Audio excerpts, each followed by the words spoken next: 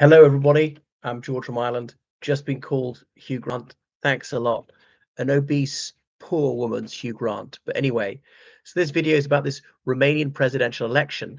Now, Romania, when it became an independent country in 1859, said, how to be a modern European country? They copy France. And like France, they got a two-round voting system for the presidency. And all right, they didn't have a president as such till after the Second World War. So if somebody gets a 50% the first round, then he or she is elected president straight away. And until recently, no woman ever contested the presidency.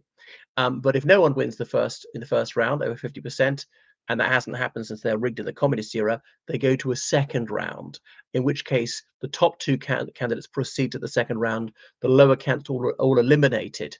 And so whoever wins the second round, we know has got over 50% of the votes cast. Of course, not everybody votes in the first round will bother to vote in the second, or some people would vote in the second who didn't bother to vote in the first. But anyway, so it looks like a Trumpite might be winning. That's George Simeon, who's been just translating into Romania this Trumpist slogan of Romania first. And he won 41% of the vote. Elections and referenda in the Republic of Romania are always on a Sunday because more people are free, go to the polling station. I've seen polling stations in the United Kingdom for Romanians abroad. Romania's got a big diaspora. So Romania's got 18 million people, and there are a few million Romanians abroad because it's the second poorest country in the European Union, the poorest being Romania's southern neighbor, Bulgaria. So moved to the west, and is on New Year's Day 2007 that Romania acceded to the European Union. Moved to Italy since the Romanians were allowed to leave the country in the 90s because the language is very easy to learn. One of the nearest rich countries, Germany, France, Republic of Ireland, we got about 1% of our population is ethnically Romanian. The Netherlands, United Kingdom. I know the UK is not a European Union country.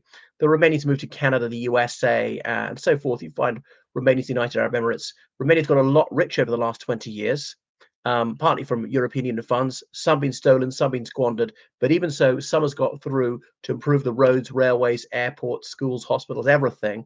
Romanians have made money and sent it home, so has really raised the living standard. The gap between Ireland and Romania, if you go back to say the year 2000, was major.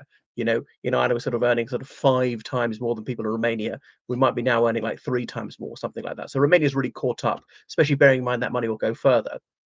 But despite that, there's still economic resentment, despite unemployment being very low, inflation being fairly low. Remember, Romania uses the new leu or RON. But when I first visited, they had two currency systems in place, and one RON, new leu, was worth 10,000 old leu. This is very confusing. And then talking about prices, people were speaking in the old system, the old leu, talking about millions.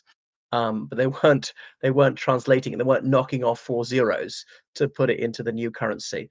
So the three-letter code for their currency is RON. People call it RON sometimes. Is actually meant to be Romania RON for new. Leu, literally lion, is a singular. Lei, plural, because there used to be a lion on the coin in the old days. But anyway, so Marcel Ciolacu, the Social Democrat prime minister, said he's going to step down because is quite likely, well, very likely, that George Simeon's going to win.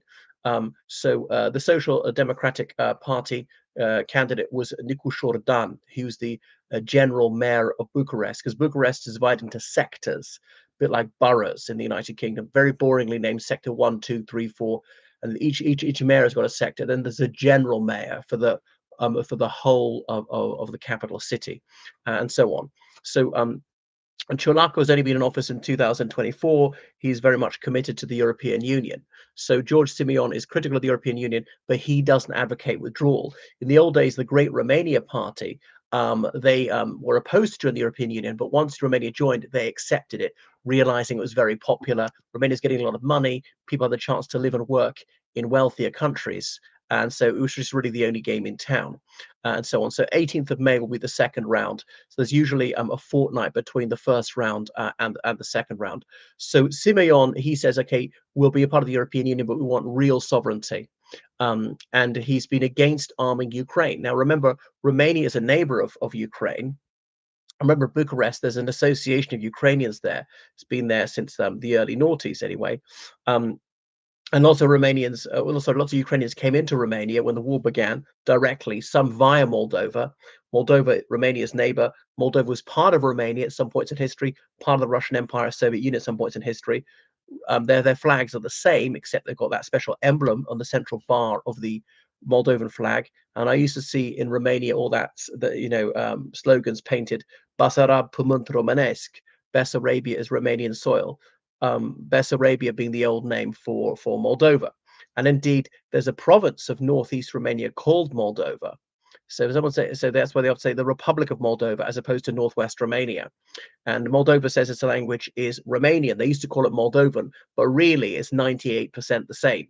Slightly old-fashioned words, some Russian loan words, but apart from that, it's the same. I mean, I only spent 2 days in Moldova ever, and I can understand the language.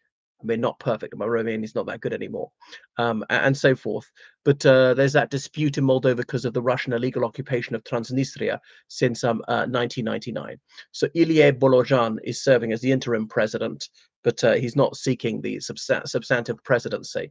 So there's a caretaker prime minister now, Cătălin Prediu. When are they going to form a new cabinet? We just don't know. So it's very unclear what's going to happen. Now, Marcel Ciolacu has stood aside. He had this somewhat fissile three-party coalition. The mainstream party are the National Liberals, the Liberal Democrats, as well as the Social Democrats. The Social Democrats grew out of the Communist Party upon its dissolution in 1990. But I mean, it doesn't espouse communism in any way, really. So George Simeon is 38, and he's an outspoken admirer of Donald Trump. And he was wanting to no longer help Ukrainian refugees. Is resentful of the money sent to them. And surprisingly, Romanians abroad seem to be very pro Simeon. 73% of Romanians in Spain voted for Simeon. 65% in the United Kingdom voted for him. Now, because you'd think he'd do well amongst older people, but he doesn't. I mean, these people are sort of usually under 40 and don't remember just how bad it was in the communist system, or even the 90s climbing out of that, when there was real poverty in Romania. I'm not saying people were starving, but it was just grim. People could just to survive. There was mass unemployment, blah blah blah, and there's just been steady economic growth for over 20 years. It's got better and better, but not well enough. And so the Ukrainian refugees are working, are integrating, learning the Romanian language. It's not that they're taking jobs. Unemployment is quite low. Romania's got sub-replacement fertility. Partly also because young Romanians often leave the country in their 20s, have children in Western Europe in their 30s, and so on. So the country is emptying out, and as a sign of its success, actually attracts asylum seekers and immigrants from the rest of the world. There are others who say, Romania's got to recognize if Russia conquers Ukraine, they will not stop there. Now, Romania is an Orthodox Christian country. Putin would use that as an excuse to conquer them and say he's helping them out by murdering his fellow Orthodox Christians. It's not a Slavic country. It speaks a language related to Latin. It was a communist country, but fairly independent-minded after 1965, when Nicolae Ceausescu came there. So it's quite worrying. There are NATO bases there. They're very proud to be a NATO member for over 20 years now. You see NATO flags all over the place. And, so the Ukrainian army was trained there. A lot of the logistics supporting Ukraine go through Romania. Romania is actually quite large in area, like 238,000 kilometers, about thrice the land area of Ireland. So I think this guy will win, and it doesn't have good implications, I'm afraid, for Romania, the European Union, or NATO. But, this guy, Simeon, he doesn't advocate withdrawal from NATO either. He's not quite that crazy. Right. Thank you for watching my channel. Make sure you subscribe on Patreon, donate PayPal, georgecallahan7@gmail.com. Goodbye.